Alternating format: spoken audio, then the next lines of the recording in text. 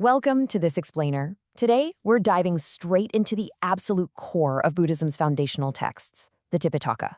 Honestly, if you've ever wondered exactly how an entire massive spiritual tradition managed to categorize its most profound teachings way before the printing press was even a thought, well, you are definitely in the right place. Okay, here's our roadmap for today. We'll be looking at the origins of the Tipitaka, the Sutta Pitaka, the Vinaya Pitaka, the Abhidhamma, and finally, the really incredible story of its heavenly transmission. So let's just jump right in by defining our core subject, the Tipitaka. In Pali, Ti simply means three, and Pitaka means basket. So yes, it literally translates to the three baskets. It's this absolutely perfect rule of three framework for organizing these sprawling teachings. Actually, scratch that. Don't think of them as physical woven baskets at all, but rather as massive, meticulously organized categories of knowledge that hold literally everything necessary for the Buddhist path. All right, moving to Section 1, Origins of the Tipitaka, Preserving the Word. Now, before we look at what's inside these baskets, we've got to understand how human history anchored these spiritual texts. For centuries, this was an entirely oral tradition. It was passed down from memory to memory, which is just wild to think about. But eventually, it was committed to writing in Sri Lanka at Metele Aluvahara. This monumental shift happened during the Fourth Buddhist Council, right between 29 and 17 BC, under the patronage of King Vatthagamanaya Abhaya. It was a total game changer, the exact moment spoken wisdom locked into a permanent physical record. Let's look at Section 2, the Sutta Pitaka, or the public discourses. The Sutta Pitaka is essentially the collection of the Buddha's discourses.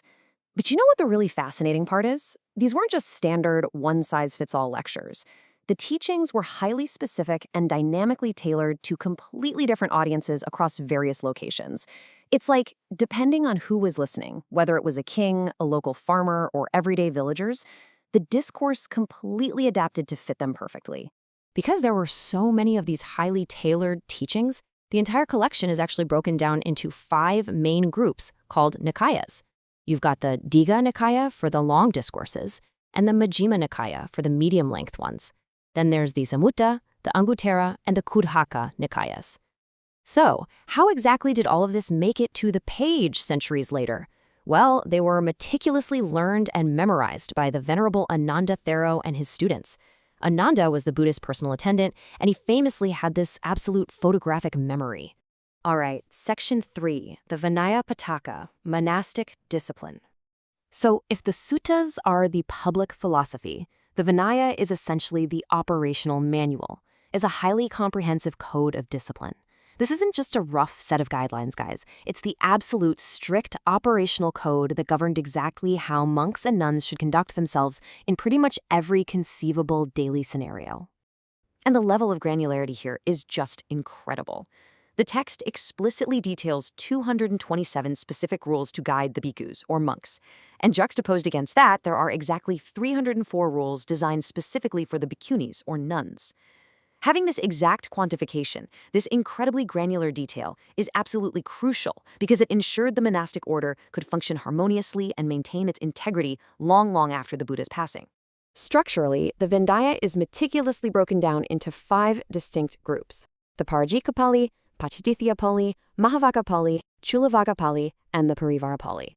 And much like Ananda was the champion of the suttas, it was the Venerable Upali Thero and his specific lineage of students who successfully memorized and preserved all of these complex regulations. Upali was essentially the resident expert in monastic law. Which brings us to Section 4, the Abhidhamma Pitaka, or the higher teachings. You'll notice the terminology completely shifts gears right here. We are officially done with public lectures and behavioral roles. The Abhidhamma represents the higher or special teachings. We're dealing with highly technical language now, stuff with definite, precise, and incredibly specific meanings. Think of it as a microscopic, almost scientific breakdown of mind, matter, and the ultimate nature of reality itself.